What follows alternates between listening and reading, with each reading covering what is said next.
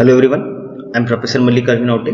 In today's lecture, we will be solving a problem on longitudinal strain, lateral strain and Poisson's ratio.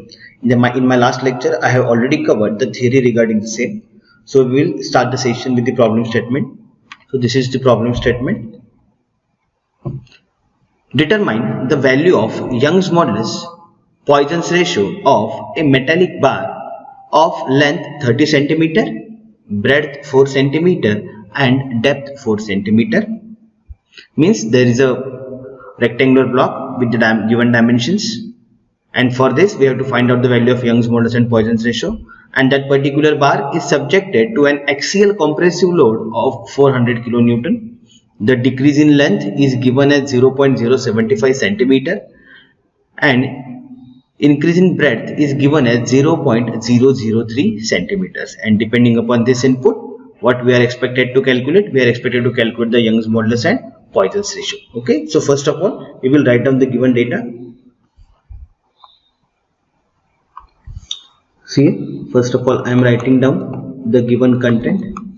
Okay, so we have to find out the Young's modulus and Poisson's ratio of metallic bar of length 30 centimeter.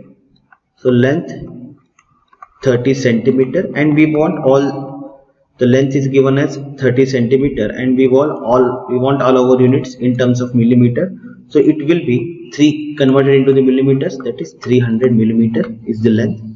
Breadth is given as 4 centimeter. The breadth is given as 4 centimeter, means 40 millimeters, and depth is also given as 4 centimeter, that is nothing but 40 millimeters. Okay, and this particular bar is subjected to an axial compressive load of 400 kilonewton. So P is a load 400 kilonewton. We will convert this in terms of Newton now. 400 kilonewton is converted into Newton by multiplying it by 10 raised to 3. So P is equal to 400 kilonewton, that is equal to 400 into 10 raised to 3 Newton. Okay, then after application of this load, you can see here the decrease in length is given as 0.075 centimeter. Decrease in length means what? Change in length, means delta L is given, that is 0.075 centimeter. I will convert this in terms of millimeter, so that will be 0.75 millimeters. And you can see here increase in breadth is 0.003 centimeter. Okay, so delta P is equal to 0.003 centimeter, that is nothing but 0.03 millimeters. Okay, so these are the dimensions given. Now what I can do is what I have to find out. So you can see in the problem statement in the first line itself, determine the value of Young's modulus and Poisson's ratio. So what we have to do, we have to find out the value of Young's modulus and Poisson's ratio. We have to calculate, okay, based on this input. So we will start the problem now. Okay, so I will start with the first objective, that is to find out the value of Young's modulus.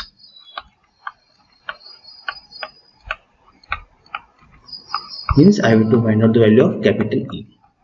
Okay, and how to find out the value of capital E? So I know that capital E is nothing but it is the ratio of stress to the strain, and this strain is nothing but it is always linear strain or longitudinal strain. So this is the equation for finding out the value of Young's modulus. Okay, and so for this reason what I have to do first, I have to find out the other parameters, like I should calculate the value for stress and I should calculate the value for strain or linear strain. Okay,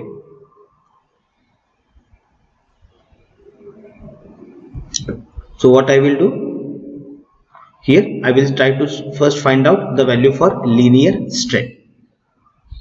So what is linear strain? So I can see that linear strain is nothing but the ratio of change in dimension to its original dimension. So what is change in dimension? You can see here delta L. Here it is given as 0.75 millimeters. So 0.75 millimeters divided by its original length L. You can see here it is given as 300. And if you will calculate this then you will be getting the value for this as linear strain. You will be getting it as 2.5 into 10 raised to minus 3. So you have calculated the value for linear strain or strain. Linear strain, longitudinal strain or strain, it can be called it as. Now what I will do, I will try to find out the value for stress. Okay. So how to calculate stress? And we know that stress is the ratio of internal resisting force divided by the area on which it is acting.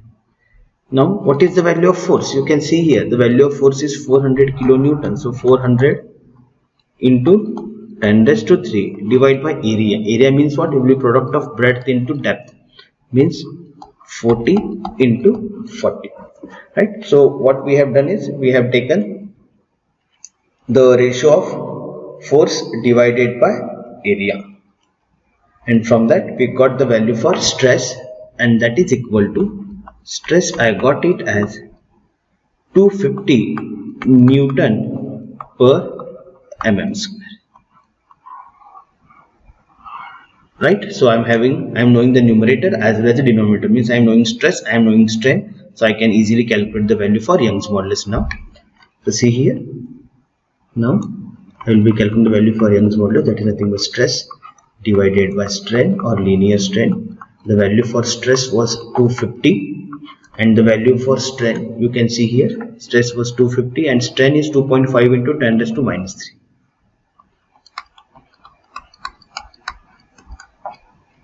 And if I will calculate this, then I will be getting the value for Young's modulus as 100 into 10 raised to 3 Newton per mm square, or one may write it in terms of gigapascal also, or I can also write it as 100 gigapascal. Okay, so this is the value for Young's modulus which we got right now.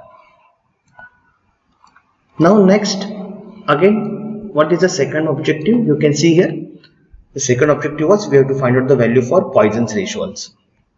So we will go for that. So now we will be calculating the value for Poisson's ratio, and the notation is mu. Okay, so what is Poisson's ratio? The Poisson's ratio is the ratio of lateral strain to the linear strain or longitudinal strain. Okay, E-lat means what? Lateral strain. E-linear means what? Linear strain. Now already we are knowing the denominator, linear strain already we have calculated just now, 2.5 to 10 raised to minus 3. Now I will just calculate the value for lateral strain. Okay, so I will be starting with the value for lateral strain now. So what is the lateral strain? Okay, so lateral strain is what? The ratio of, you can see here, increase in breadth means change in breadth is given, and we are knowing the original breadth also. So I can write like this: it is the ratio of change in breadth to its original breadth. Okay, so what is change in breadth? So we have converted in terms of mm. It is 0.03 millimeters. 0.03 millimeter, that is change in breadth, and its original breadth is 4 centimeter, means what? 40 millimeters. So I am writing here the value as 40, and once I will calculate this, so I will be getting the value for lateral strain as 7.5 into 10 raised to minus 4, and as this is a strain, lateral strain, and we know that for every kind of a strain there is no unit. Strain is a dimensionless or unitless parameter. Now see here, dear students, we are knowing the numerator as well as the denominator. So we are in a position to find out the value of Poisson's ratio. So now I will calculate the Poisson's ratio. Mu is equal to lateral strain E-lat divided by E-lean or E-longitudinal, you can also write, because linear strain is nothing but longitudinal strain. So the value for lateral strain, see here, 7.5 into 10 raised to minus 4. And the value for linear strain, you can see here, linear strain we have calculated here, that value is 2.5 into 10 raised to minus 3. And once I will solve this, I will be getting the value for Poisson's ratio as 0.3. Okay, so here we have calculated the value for Young's modulus as 100 into 10 to the Newton per m square or 100 gigapascal, and we have also calculated the value for Poisson's ratio, that is equal to 0.3.